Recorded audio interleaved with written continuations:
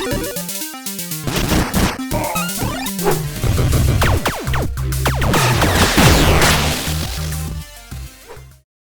and welcome back to another episode of, or should I say episodes of Most Searched, and to our 3 subscribers, or to our 3 viewers, apart from our 22 subscribers. Thank you for watching. Today we have another wild card, and if he was a McDonald's burger, they'd call him the Big Mac, largely because he gets up to a lot of interesting things. Welcome to the show, Mr. Claudio. Hey, what it do, baby? Thanks for having me, guys. I'm excited to get it going, to get it on. So our next topic, which is an interesting one, it's got to do with AI, robots, and how they are tackling COVID-19. And seeing as a theme for our most searched episodes this week is revolving around Asia, these robots were helping out in a country called China. So does this excite you guys? AI, robots, future, present, but it's the future, but it's actually the present being helped out right now. How do you guys feel about all of this before I continue? Okay. Before I've heard anything or like more information, I'm pro it. I'm for it. Because I mean, back in the day, we always believed we'd be living in the future, would have flying cars. I mean, I've been waiting. I'm tired of these old school, like, and years. I'm tired of waiting. I want flying cars, right? That's the first thing. And the second thing as well is that, to be honest, technology is not just going to go crazy. It's only going to, not going to attack us, iRobot, and go crazy. It's only the person who created it, created in a certain way, or instructed to do something. Otherwise, technology itself is just technology. My laptop is not going to all of a sudden jump and eat me or whatever. So I'm pro it. I'm for it, 100%. Yeah, I find it funny that as you are saying you're pro technology, your Wi-Fi connection was just giving up. It's kind of like they're like, wait. It was like, okay, I see. I'll show you what's what. Well, will you still like us now? We don't want you to like us. I don't know. Yeah. So to elaborate on what the topic's actually about, in Beijing, in Cousin Forum Robots, these are the robots. They had a trade. It's called China International Fair for Trade in Services, where they had an expedition of all these robots. And these robots had helped with disinfection, delivery, as well as rehab assistance. And they're calling it global services and share property. And one of the interesting things that they had on display is they had a snail robot. And what the snail robot would do is it would help lift the package that's being delivered, move it over to an elevator, drop it off, and then it would be then received by a building distribution box that would desanitize, or rather sanitize the package and then deliver it. And this is at the moment, it's being employed in China at hospitals. And in one scenario in particular, it helped a couple that were both working in hospitals, and it delivered a wedding cake. And they said it was interesting that this robot became a cake delivery person and helped this wedding take place in the halls of a hospital.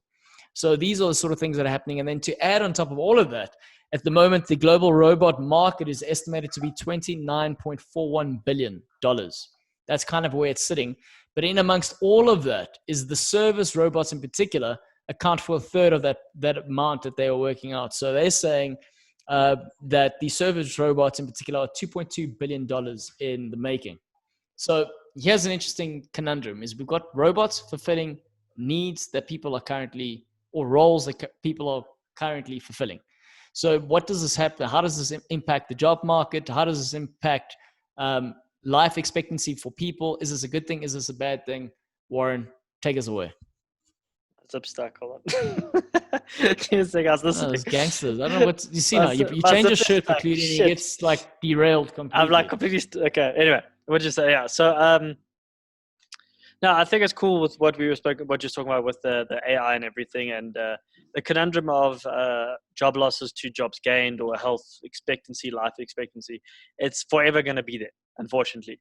We know China itself, even Japan, obviously Japan or whatnot, has, okay, I could be wrong, but as far as I'm aware, has the most AI, like robotics, working simultaneously, whether it's delivering, taking food to your table, taking an order, whatever. They already have those kind of robotics. So in terms of this stuff, I think it's beneficial because it also, at least in the human factor, it's taking away the concern of people getting more sick and whatnot by interacting with the sickly and everything. The only dilemma is it takes away that human connection, the human factor that's there, that emotional connection, which you're already experiencing now in the hospitals. You can't go see your loved one if they have COVID or anything because of the concerns. So it's that double side thing where it's better where we can potentially fix people quicker and it's safer, but at the same time that connection isn't there with the people. So there's that. In terms of the money, yeah, look, it's only going to become more. There's no chance. Just Elon Musk on his own, how much money is being put into and growing the Neuralink situation, the self-driving cars. It's never going to stop growing, the AI situation, even in China. So I'm all for it. So hopefully, like you said, there's no iRobot situation. It's just possible, but it shouldn't be a situation like that as long as it's, not hacked and then next thing you're, I don't know, downing Tabasco sauce because the guy hacked your brain and decided to make you drink Tabasco sauce. That's about it. But no, I agree with. All right. You made your point. But clearly, what do you think in terms of it impacting people's jobs as opposed to say this, they hit this off, and these sort of roles are being performed or fulfilled rather by people gets replaced by AI or robots? Is this a good thing? Is this a bad thing? Is this the direction we should be headed in? I'd say I really enjoy this topic because it's a multifaceted topic. So I'm going to mention a couple of things and I'll address your question, right? Firstly, what's very important with any sort of technology or more rather like AI is that the ethics and security behind it. And I say security in terms of, as Warren was saying now, with regards to hacking and how safe it is, right? And then second of all, the ethics behind it in terms of the people who actually are the ones implementing the code, setting it up. So to ensure that they maintain a correct ethical value and don't misuse it, right? Secondly, reason why also technology can be so beneficial to human, as you guys said, with the hospitals, they can actually deliver packages. They're not susceptible to like diseases and stuff. Same with, say now we're doing exploration on the moon. They send a robot there, to survey it because it doesn't need to breathe. And then lastly, with regards to jobs, one thing that people aren't seeing is that even with the robots taking many jobs, they're also going to be creating a lot of jobs, whether it's from the maintenance of the robots or whatever it is.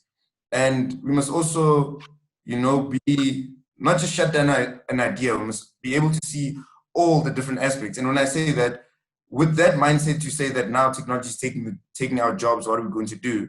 With that kind of mindset, that's almost to say like, now electricity is taking away the jobs of the people who are making the fires.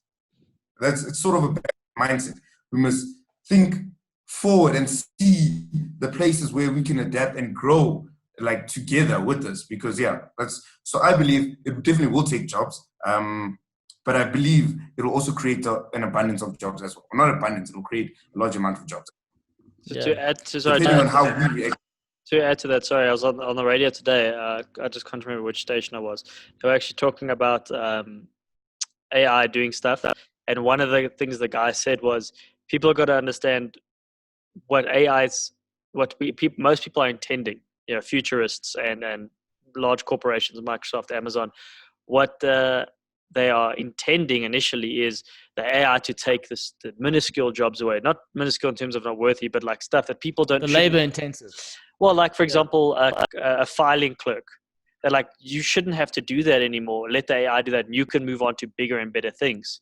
So it should be that's the goal, is to speed up certain things that may cause human error. Something as simple as filing in the wrong cabinet, but not taking away their job per se. Just more streamlining it and letting them either manage the system or move on. Okay, you can do that, means you can come to this department and continue to flourish. So that's kind of what he was alluding to. People mustn't think, and now I'm going to be sitting on the streets because I can't, serve food or whatever the case is.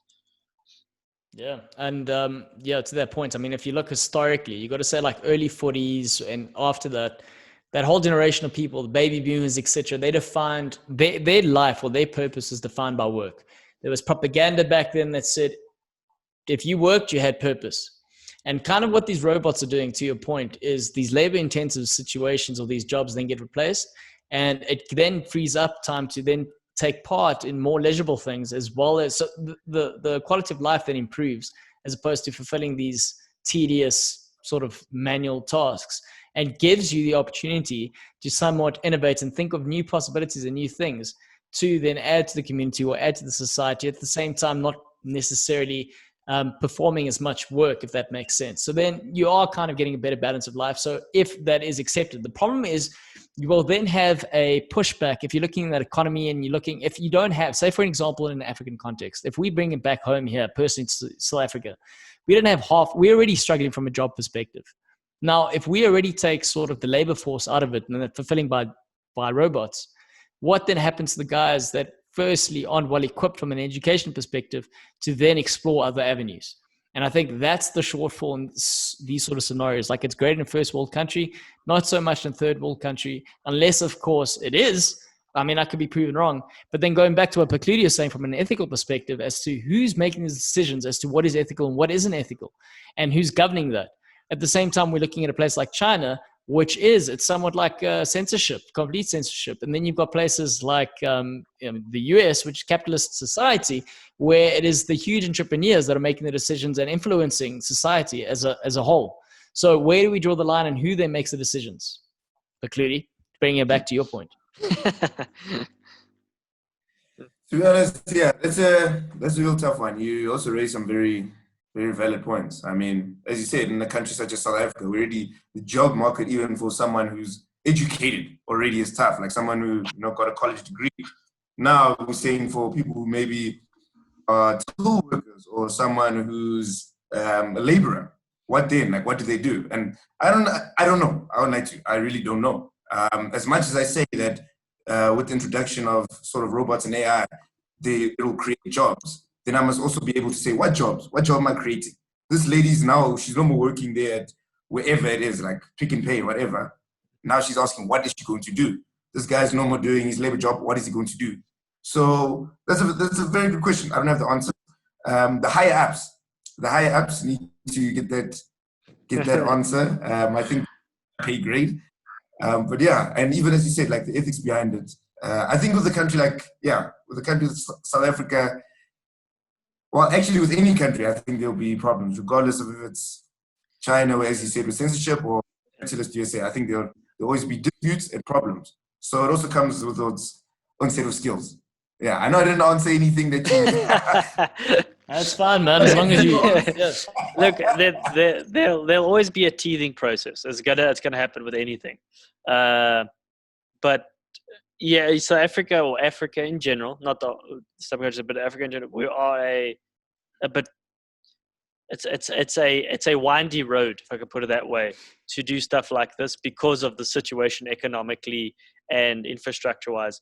Even though we technically are geared up technically to implement such things in society, because we look, if as much as we are third world, people forget that we are more like a first world with third world circumstances than we are actually a third world. Because if you look at it in terms of our infrastructure, banking systems, all that kind of stuff, our medical, even with technology and stuff, we're not exactly far behind. We just struggle with the financial economic structure around it to sustain such things and keep building because of certain things that happen government side financially when money disappears, and that kind of stuffs up a lot of things. In terms of what you were saying there, like, you agreed, we don't know what will happen to the labor worker who was being a cashier. Now suddenly she's not a one anymore. One guy on the radio said, which I guess he wasn't really thinking about it, but what he said, which is I agree, is I didn't get it in school. I don't know if Claudio got it or you got it in wherever you went. Was we never had a programming. Well, okay, we had programming, but it wasn't like a necessity like Afrikaans was, or English or whatever, where you were being taught and brought up in the technology and AI systems. So that way your job when you finished would be to create and better software and AI, and that would be a career choice. That would be a career for people in general. And then you would still get your engineers and your mechanics and this and that to build that stuff and do the maintenance. So you would create like a little ecosystem of that. Obviously, as you said, in terms of the labor, that sounds like you're talking about Silicon Valley, but yeah. I'm just saying, in terms of the labor, it's a bit difficult, though I don't think we'll ever get rid of that. Not here, at least not for the foreseeable future, because but the way our society's been structured, we will always want, I guess it's probably the wrong term, but because of the amount of cheap labor we have due to the circumstances, I don't think it'll go away anytime soon. So as much as AI may start taking away, quote unquote, certain jobs, there will always be availability for the smaller companies that can't afford such systems, that will need the manpower and that kind of thing. Yeah, and I think at least that's how I see it. Yeah, no, and I think that's valid. When we're looking at, say we're looking at millennials, Gen X's, Gen Y's versus the guys that came just before us, I think in a sense where we are we are purpose driven. So we don't necessarily just take up a job for the sake of taking a job. Whereas other people, like I said again, their job was their purpose regardless of what that was. So they stuck with it for a very long time and they became experts in being the practitioner of whatever it is that they were doing. Now with us, because we're so used to chopping and changing, we don't necessarily stay with the job or a company for more than 3 years, and we change maybe even after 6 months or whatever. In these sort of scenarios, when technology is evolving at such a rapid pace and new opportunities are constantly like evolving due to innovation, we are a lot more adaptable in that sense. Whether or not we as millennials have the IT background, and obviously the younger guys have more of a natural, I would say, organic in tune understanding of what they're currently going through because they were born with cell phones in their hands in a way. So it makes us a lot more adaptable. As a point, like if we bring it back to an Africa standpoint, what's pretty interesting is that we have problems that are uniquely African, which means there's a lot more opportunity. The problem is that we have a huge discrepancy in terms of education standards and the people that are able to come up with these solutions. Now, in terms of diversity and equality, the problem is that the standard isn't fair. It isn't a level playing field. But until we are able to know, like, we need to use our own resources and tap into that innovation as opposed to finding external resources from China or wherever it may come, influencing our economy, is a situation that we need to some way bridge that gap and be like, how then does a Portuguese, how then does a Warren, how then does a Claudio create a sort of business that then can educate as well as develop something that then is truly authentically African, but that can influence the foreign markets. I know, like, we've gone completely in tangent in terms of the whole AI talk, but I mean, that's kind of where we're at as like a country, and issues that shouldn't be an issue, even though certain things need to be brought to the forefront. But those sort of things are holding us back from competing with the rest, and again, leaving us behind. That's the flux I think we're finding ourselves in. You're referring to the running water situation, electricity, the things that you don't really basic things. Yeah, and people getting stuck on things. But I mean, you could argue the states are doing the same thing in terms of necessary issues that need to be tackled. But again, things that probably should have been solved a long time ago. Things such as like racial dilemmas, things such as gender bias, things such as homophobic bias. All these things are unnecessary things that are time consuming in our adaptability and workability as collaborating as humans. And we are actually wasting time in terms of innovation. And the sooner we can put that to bed, which again, I say, make it seem like this will happen overnight, because it's not going to happen. It's going to still be a long, long time for all of these things to happen. But the longer we take in wasting our time in those sort of primitive situations, the worse we as a continent get left behind.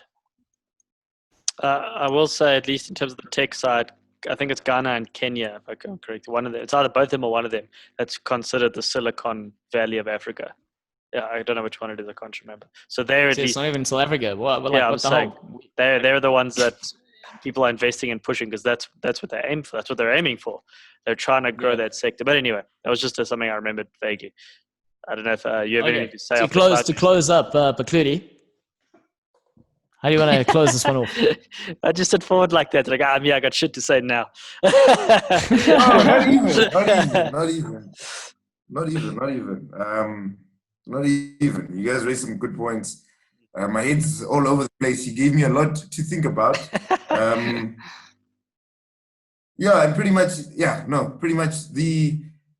the questions that you posed have very tough answers. From already the development that we should ourselves be putting into, whether it's our communities, to our youth, in terms of being focused and aligned with technology, to all the other issues that we need to address? Again, these are very hard questions. Like I said before, above my pay grade.